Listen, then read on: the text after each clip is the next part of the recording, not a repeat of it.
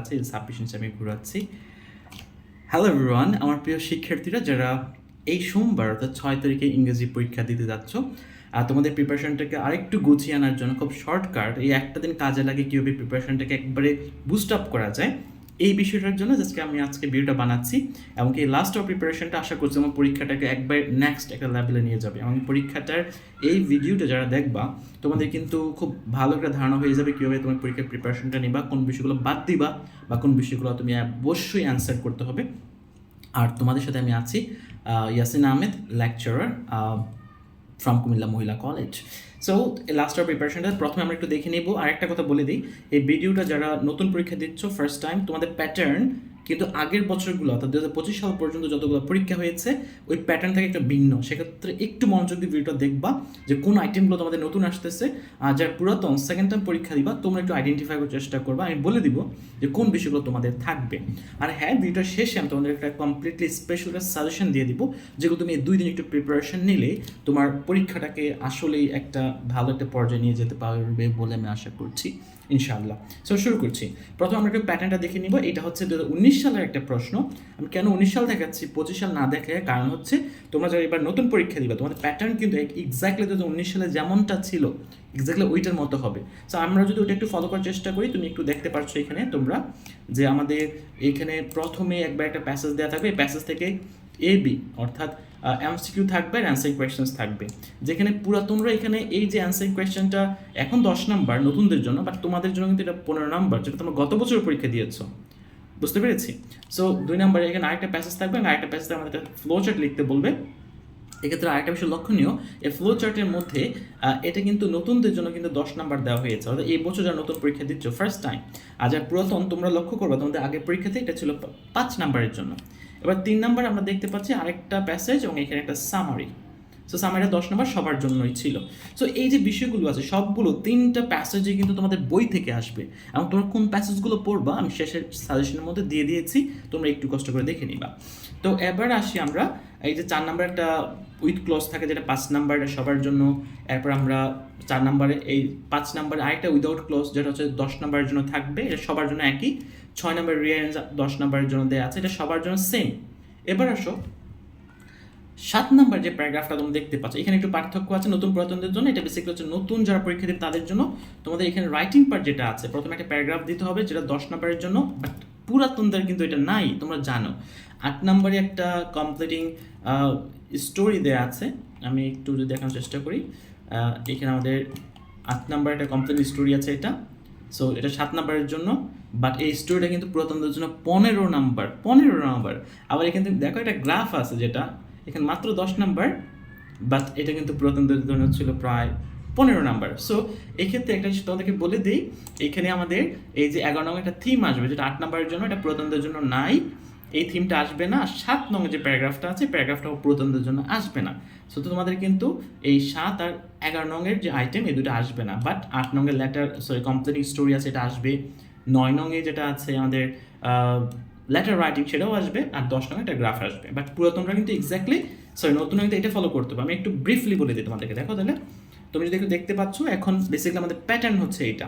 আমরা যারা এবার পরীক্ষা দিচ্ছি যেহেতু এই সিলেবাসটা একটু কমপ্লিটলি মডিফাই করে আগের প্যাটার্নে চলে গেছি আমরা, সেই কারণে এই যে পুরো প্যাটার্নটা এখানে আমাদের, হ্যাঁ, যে আমাদের প্রথমে এই 60 মার্ক হচ্ছে আমাদের রিডিং পার্টে, আর 40 হচ্ছে 7 নম্বর একটা প্যারাগ্রাফ, 8 নম্বর কমপ্লিটিং স্টোরি, 9 নম্বর লেটার অথবা email, 10 number graph and chart, 11 নম্বর হচ্ছে একটা পোয়েম। এটা কমপ্লিটলি নতুনদের জন্য, পুরাতনদের জন্য ওই আইটেমগুলো বাদ থাকবে। এবার আসো আমরা আসলে কীভাবে আসলে আমার প্রিপারেশনটা নেওয়ার চেষ্টা করবো এই বিষয়ে একটু কথা বলি তোমাদেরকে, আর সাজেশন তো আমি বলেই দিব।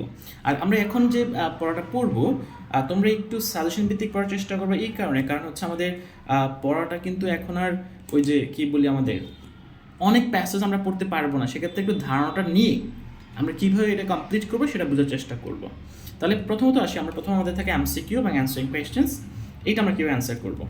সো এখানে আমি একটু বলে দিয়েছি। দেখো নর্মালি কী হয়, এরকম একটা প্যাসেজ দেওয়া থাকে, প্যাসেজ থেকে আমাদেরকে বলে দেয় যে নিচের প্রশ্নগুলো উত্তর দাও। আমি একটু এক্সাম্পল দিচ্ছি তোমাদেরকে। যেমন এখানে আমাদের অ্যান্সার দ্য ফলোইং কোয়েশ্চেন দেওয়া আছে। সো তোমাদের 5টা প্রশ্ন থাকবে 10 নম্বরের জন্য, এই যে 10 নম্বরের 5টা প্রশ্ন থাকবে, একটা 2 নাম্বার, বাট পুরাতন কিন্তু 3 নাম্বার করে, একটু মাথায় রেখো। সো এই 10টা প্রশ্ন আমি এমসিকিউটা দেখাচ্ছি না, কারণ এমসিকিউটা আসলে ইনস্ট্যান্টলি তুমি ওই প্যাসেজটা বুঝছো কিনা, শব্দের অর্থটা জানো কিনা এটার উপর ডিপেন্ড করে তুমি অ্যান্সারকে অ্যান্সার করতে হবে। সো এটা আসলে আগের থেকে প্রিপারেশনের কিচ্ছু নেই, বাট অ্যান্সারিং কোয়েশ্চেন্স কিন্তু চাইলেই অ্যান্সার করতে পারবা। এক্ষেত্রে একটু মনে রাখবা যে তুমি যখন অ্যান্সারিং কোয়েশ্চেন্স অ্যান্সার করছো, আমরা কিন্তু পুরো লাইনটা আসলে আমরা খুঁজে পাবো না আমাদের প্যাসেজে, সাধারণত আমরা খুঁজি। আর আরেকটা ভুল কখনোই করবো না, আমাদের টিচাররা বলতো না পুরো প্যাসেজটা আগে পড়বা, বুঝবা, তারপর প্রশ্ন অ্যান্সার করবা, না, সেটার কোনো প্রয়োজন নেই। তুমি জাস্ট প্রথমে প্রশ্ন পড়া শুরু করবা, এখান থেকে তুমি কি করবা, এখান থেকে তুমি ধরো এখানে 5টা প্রশ্ন আছে আমাদের, এই 5টা প্রশ্নের মধ্যে তুমি তখন ধরো আমাদের এইটা আনসার করছো, এখান থেকে একটা যেমন অ্যাডভান্টেজ অথবা ক্লাসরুম, এই দুইটা শব্দ যে শব্দগুলো তোমার মনে হতে পারে প্যাসেজে থাকবে, বা তুমি খুঁজবা 2 বা 3টা শব্দ তুমি প্যাসেজে খুঁজবা, যেই লাইন উত্তর আছে তুমি ওই লাইন থেকে উত্তরটা কপি করো অথবা নিজের মতো করে গুছিয়ে লেখো, তখন তুমি লিখবা। আবার বলছি, প্যাসেজ আগে পড়ার দরকার নাই। এবার প্রত্যেকটা থেকে, যেমন আমি এটা দ্বিতীয় প্রশ্ন থেকে মার্কিং করে রাখছি হচ্ছে ফিডব্যাক, আর হচ্ছে ধরো যে স্টুডেন্টস। তো স্টুডেন্টস এবং ফিডব্যাক যেখানে আছে সেখানে উত্তর আছে, এটা একটু বুঝে রাখবা তোমরা। 3 নাম্বার যেমন টাস্ক এখানে আছে, অটোমেট আছে, সো টাস্ক এবং অটোমেট যেই জায়গায় আছে ওই জায়গায় উত্তর থাকবে। সো এইভাবে তুমি একটু খুঁজে খুঁজে উত্তরগুলো এখান থেকে করে নিবা, ঠিক আছে? আশা করছি এই জায়গায় তুমি ভালো করতে পারবা। আর হচ্ছে আমাদের আরেকটা বিষয়, দেন যে প্রশ্নটা আমাদের আসে 2 নম্বর যে প্রশ্নটা হচ্ছে তোমাদের ফ্লো চার্ট। সো ফ্লো চার্টের প্যাটার্নটা, তুমি অ্যান্সার প্যাটার্নটা তোমাদেরকে একটু দেখাই দিচ্ছি। এক্স্যাক্টলি তোমাকে এই প্যাটার্নটা ফলো করতে হবে। অর্থাৎ দেখো এখানে প্রত্যেকটা আমাদের ফরম্যাটের ক্ষেত্রে প্রত্যেকটা ঘর কিন্তু আমাদের একবার সেম সাইজ রাখতে হবে, পেন্সিল দিয়ে রাখবা।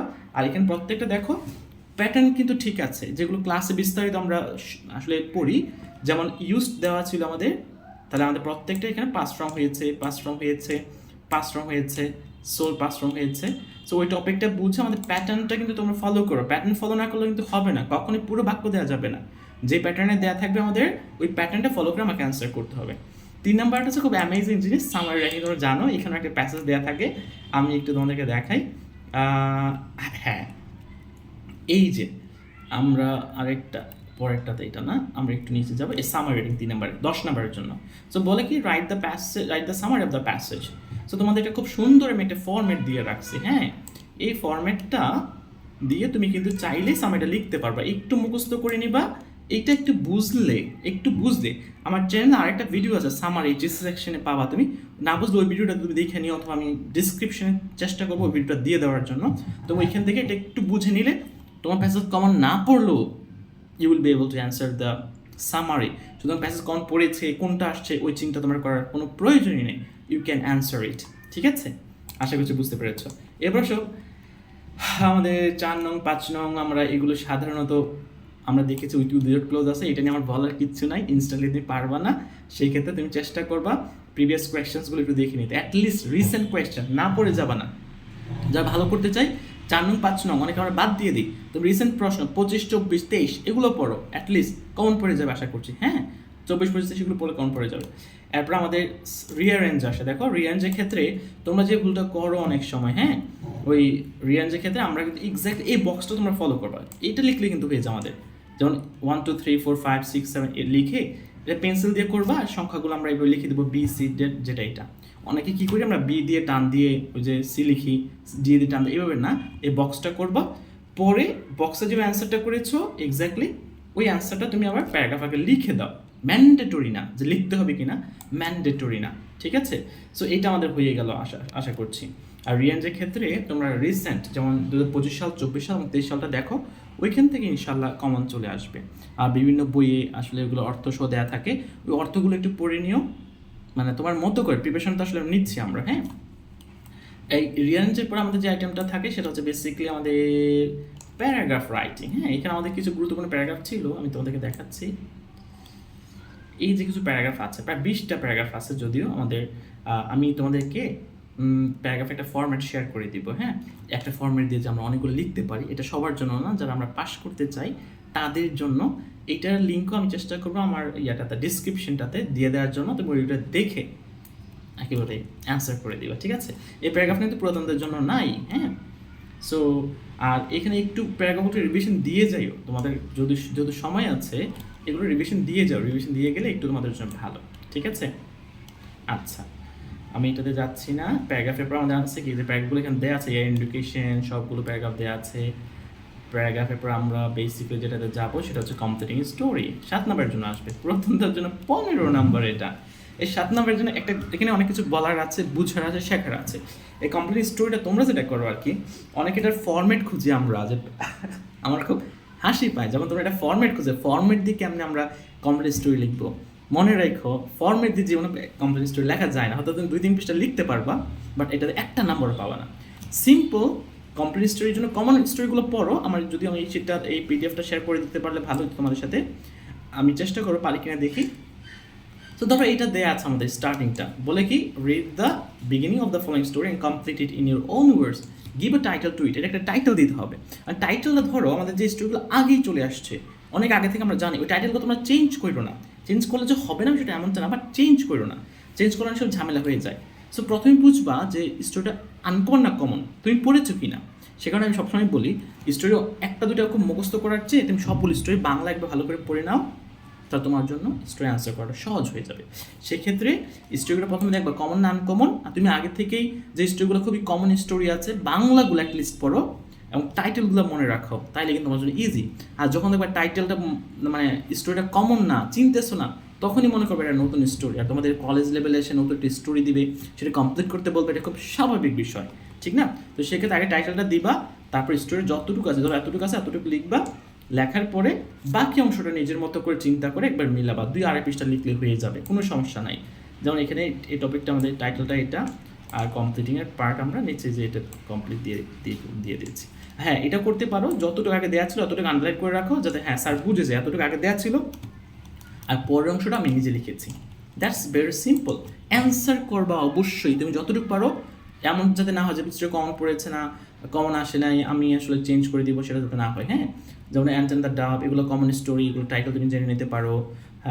এই টাইটেল খুব কমন কিছু স্টোরি আছে। হ্যাঁ, আমার কাছে বাংলাগুলো দেওয়া ছিল, সম্ভব আমি শেয়ার করে দেবো পিডিএফটা।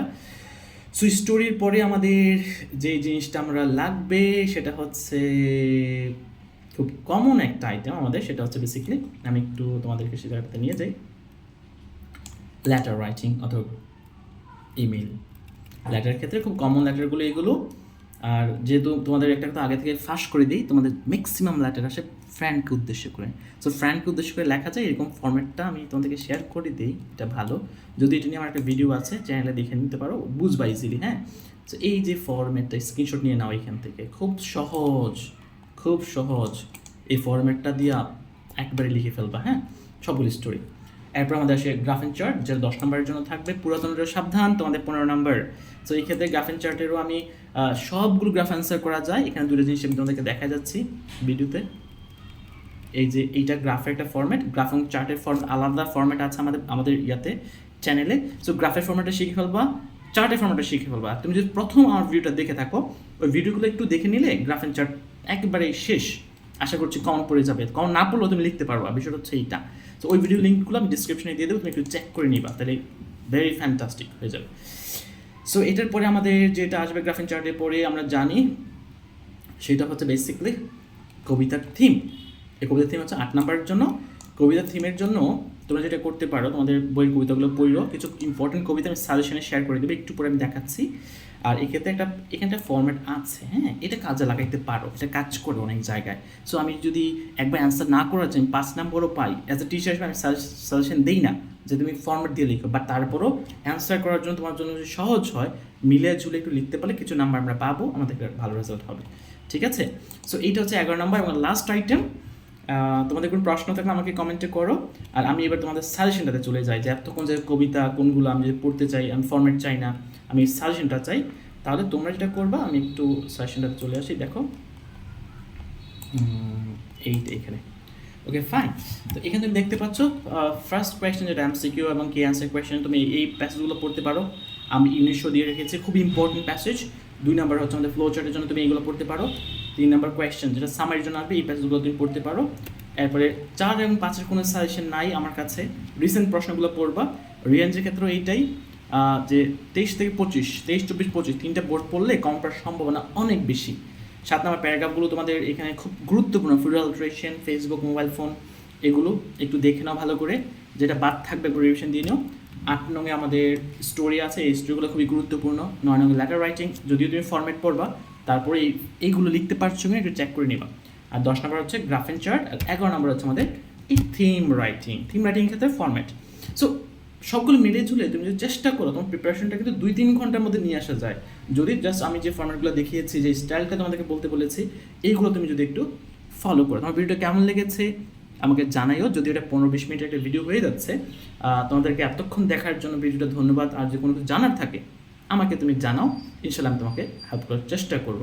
আর তুমি আমার চ্যানেলে এখনও মানে না থেকে থাকো, সো সাবস্ক্রাইব করে রাখো। সেকেন্ড পেপারের কিছু অ্যামেজিং ভিডিও থাকবে, আশা করছি ওই ক্ষেত্রে তুমি অনেক হেল্প পাবা। All the best. আল্লাহ তোমার পরীক্ষাটা ভালো করুক, তুমি ভালো থেকো, আমার জন্য দোয়া করো। আল্লাহ হাফিজ। আমার ভিডিওটা লাইক করে ফ্রেন্ডদের সাথে শেয়ার করে দিও। All the best. Allah Hafiz.